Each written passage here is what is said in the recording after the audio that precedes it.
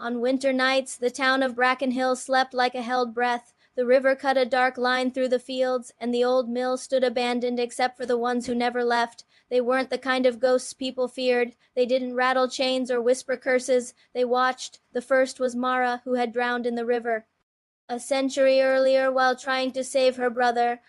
She remembered the weight of cold water and the failure that followed. The second was Ellis, a mill worker crushed by a collapsed beam, who still carried the stubborn patience of someone who'd spent his life fixing broken machines. The third was a child named Peta, who had died of fever and refused to leave until she understood why. The world kept going without her. They drifted through walls, across frost-bitten roofs, through empty streets where porch lights burned all night. They could not change how they had died, but they refused to be useless. One evening, they noticed a woman sitting on the bridge rail, staring at the current with a gaze too calm for comfort. Mara felt the familiar chill of recognition. She crossed the air and stood beside the woman close enough that the frost on the rail softened beneath her presence. The woman shivered, pulled her hands back, and blinked as if someone had called her name. Ellis nudged the street light overhead. The bulb flickered, then steadied. The bridge briefly looked less like an ending and more like a place someone might wait. The sound of a distant car rolled across the road. The woman hesitated, climbed down, and walked home with tears on her sleeves. None of the ghosts said anything. They didn't need to.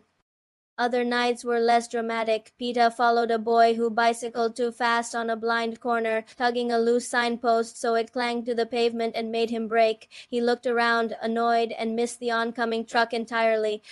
Ellis spent storm season in the mill, pushing at rotten rafters and drawing attention to leaks with deliberate dripping so that curious teenagers stayed wary and went home before the roof could fail. Mara haunted kitchens.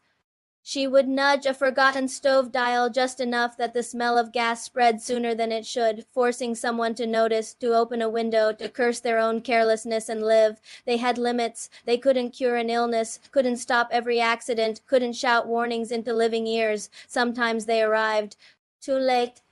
On those nights, the town felt heavier, and even the river ran quieter. They stayed anyway. Years passed. People in Brackenhill told stories about good luck on the bridge, about strange coincidences, about a house that always smelled of gas right before anyone struck a match. They didn't agree on the details, but they trusted the sense that someone wanted them to survive.